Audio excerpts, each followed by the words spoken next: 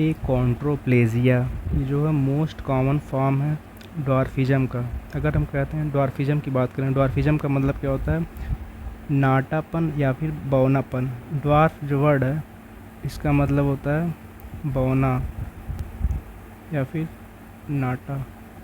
तो कोई person dwarf है, ये कैसे आप कह सकते हैं? अगर किसी पर्सन की हाइट 4 फीट 10 इंचेस से कम है या फिर 147 सेंटीमीटर से कम है तो हम कहेंगे कि वो पर्सन ड्वार्फ है।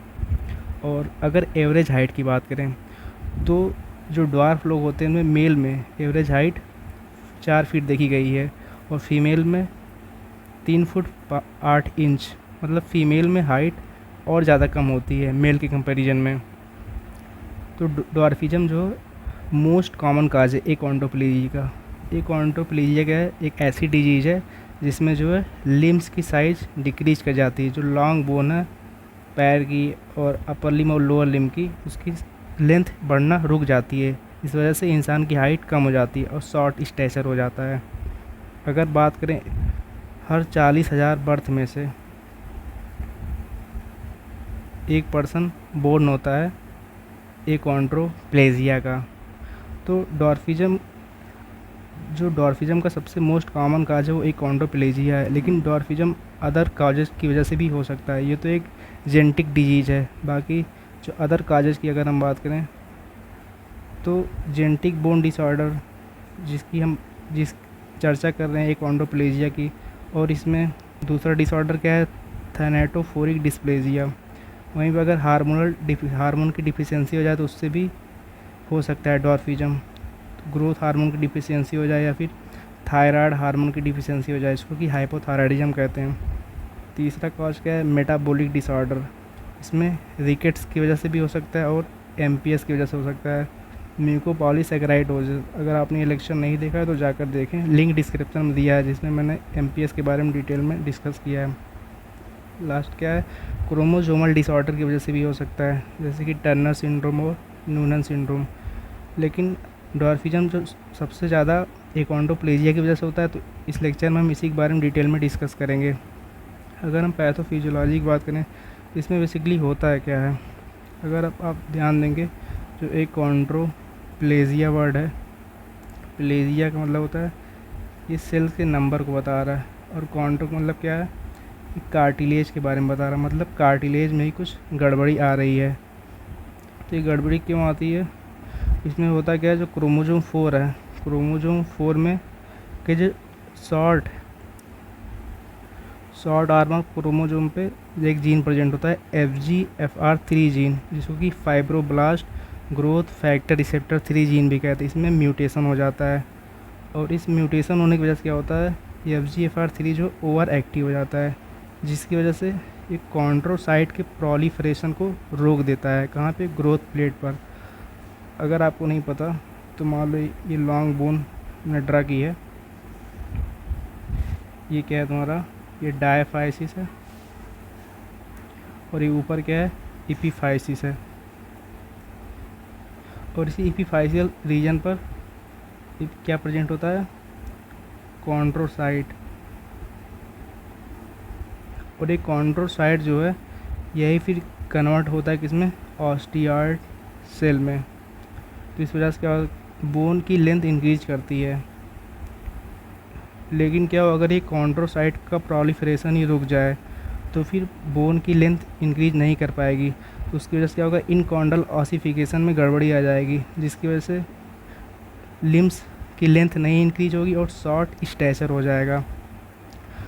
तो इसको जो है lower segment disproportionate short stature भी कहते हैं, क्योंकि इसमें जो रेशियो है अपर सेगमेंट और लोअर सेगमेंट का वो एज के अकॉर्डिंग नहीं रहता, वो डिस्टर्ब हो जाता है। इस वजह से इसको डिसप्रोपोर्शनेट शॉर्ट स्ट्रेचर कहते हैं। देखो जिसमें अपर सेगमेंट इन्वॉल्व था वो क्या था? एमपीएस है, जिसके बारे में हमने इसके पहले लेक्चर में बात किया है। लेकिन इसमें क्या है? इसमें लोअर सेगमेंट इन्वॉल्व है, तो इसलिए इसको lower segment disproportionate short stature कहते हैं। इसमें लिम्ब ज़्यादा इन्वॉल्व होता है। अगर आप लिम्ब्स देखेंगे इसमें हाथ पैर आपको छोटे छोटे दिखाई देंगे, और आर्म की साइज़ अगर आप देखेंगे तो ये 4 आर्म से भी ज़्यादा छोटी होती है, और थाई की साइज़ जो है लेग से ज़्यादा छोटी होती है, क्योंकि आर्म और थाई, ये दोनों पास है, इसलिए इसको क्या कहते हैं, प्रॉक्सिमल लिम्ब शॉर्टनिंग कहते हैं। और इसी को राइजोमेलिया कहते हैं।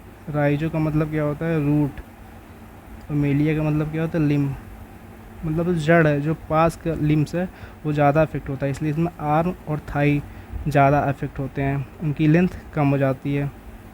ये था इसका पैथोफिजियोलॉजी। अगर हम इनहेरिटेंस की बात करें, ये एक ऑटोसोमल डोमिनेंट डिसऑर्डर है।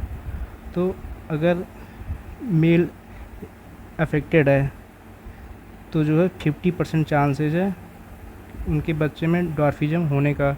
लेकिन 80% केसेस में क्या देखा गया है, देखो ये सेक्स लिंक नहीं होता है, मेल या फीमेल कोई भी अफेक्टेड है, मतलब दोनों में से अगर एक अफेक्टेड है या दोनों अफेक्टेड होंगे तो चांसेस और ज़्यादा रहेंगे।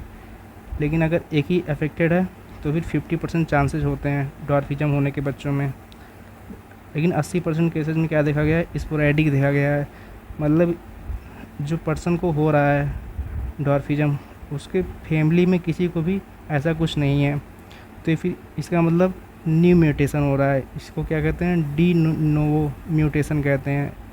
और ये म्यूटेशन हमेशा कहाँ से आता है, ये हमेशा फादर से आता है। और ऐसा क्यों होता है, जो लोग लेट मैरिज करते हैं 40 से 45 साल के ऊपर अगर मेल मैरिज कर रहा है, तो क्योंकि जो एग है फीमेल में तो लिमिटेड होता है 50 तक, लेकिन स्पर्म तो कंटिन्यूसली डिवाइड करता रहता है। तो जब लेट मैरिज करने से क्या होता है, कंटिन्यूसली डिवाइड करने से जो है स्पर्मोगोनियम क्या है, म्यूटेशन होने का रिस्क ज़्यादा होता है। इसलिए ये अक्सर 80% जो है मतलब न्यू कपल्स में देखा जाता है, जो जिनको पहले से नहीं है डिजीज़ और उनके बच्चों में हो जाता है, जो लोग लेट प्रेगनेंसी करते हैं। अगर हम क्लिनिकल फ़ीचर की बात करें तो इसमें फ्रंटल बूजिंग देखने को मिलती है। आप माथे देखें, जो फोरहेड है आगे की तरफ बिल्कुल बल्ज आउट दिख रहा है।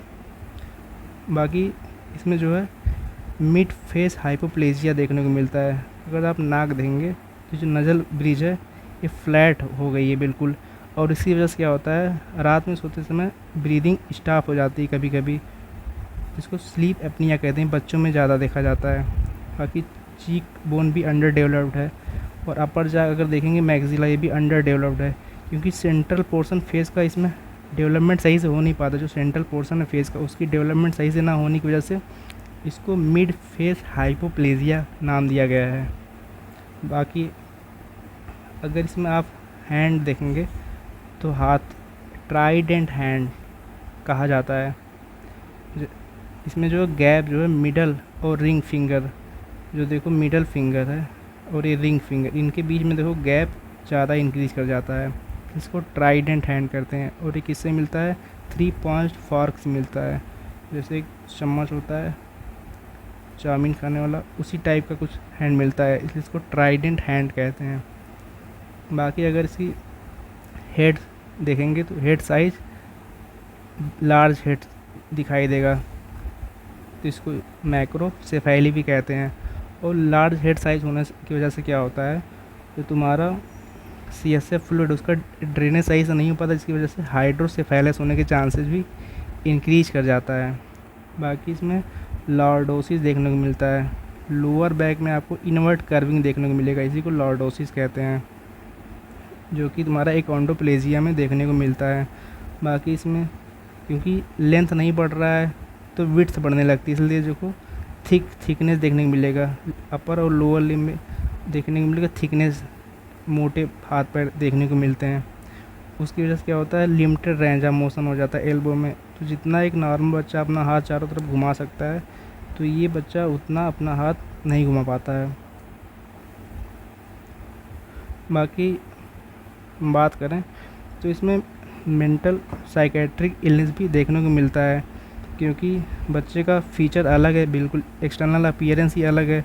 तो अगर वो स्कूल जाता है या फिर गली में, तो उसका अगर मजाक उड़ाया जाता है या फिर उसको बहुत बुली किया जाता है, उसकी वजह से उसका लो सेल्फ स्टीम हो जाता है, उसको भीड़ से डर लगता है, और एनजाइटी डिप्रेशन जैसे साइकेट्रिक इलनेस उसको होने के रिस्क ज़्यादा होते हैं बाकी लोगों के कंपैरिजन में, क्योंकि वो बिल्कुल अलग ही दिख रहा है।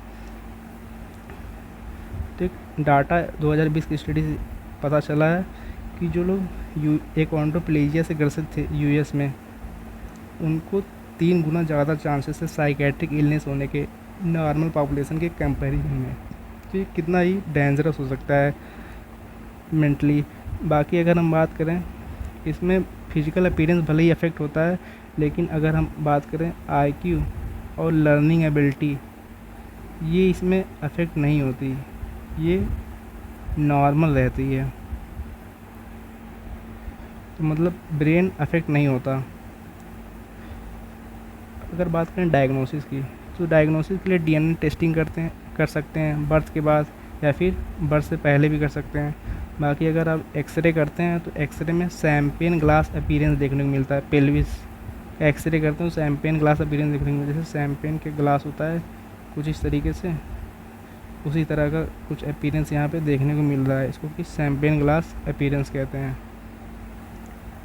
बाकी ट्रीटमेंट में बात करें, इसका कोई ट्रीटमेंट क्योर नहीं है, लेकिन हम जो ट्रीटमेंट फोकस कहाँ करते हैं, कॉम्प्लिकेशन को रोकने के लिए। जैसे कॉम्प्लिकेशन जैसे तुम्हारा हाइड्रोसेफेलस हो सकता है, स्लीप एपनिया को रोकने के लिए। बाकी जो मोबिलिटी कम हो रही है हाथ पैर मोटा होने से, तो उसको मोबिलिटी एक्सरसाइजेज वगैरह बताया जाता है। बाकी क्वालिटी ऑफ लाइफ को इम्प्रूव करने के लिए भी बताया जाता है। और इमोशनल सपोर्ट भी ज़रूरी है, क्योंकि इसमें साइकेट्रिक इलनेस होने के रिस्क ज़्यादा रहते हैं, तो फ्रेंड और फैमिली का सपोर्ट होना बहुत ज़रूरी है। तो ये देखो एक एग्जांपल मैंने दिया है पीटर डिंकलेज का, जो कि एक अमेरिकन एक्टर, इनकी भी हाइट 4 फीट 5 इंच है और इनको भी एकॉन्ड्रोप्लेजिया है, लेकिन फिर भी इन्होंने हिम्मत नहीं हारी और अपने हार्ड वर्क के दम पे इस मुकाम को हासिल किया और इनको ऑस्कर अवार्ड भी मिल चुका है। Game of throne web series अगर आपने देखी होगी तो उसके लिए इनको ऑस्कर मिल चुका है। बाकी ये जो सीन गेम ऑफ थ्रोन का है।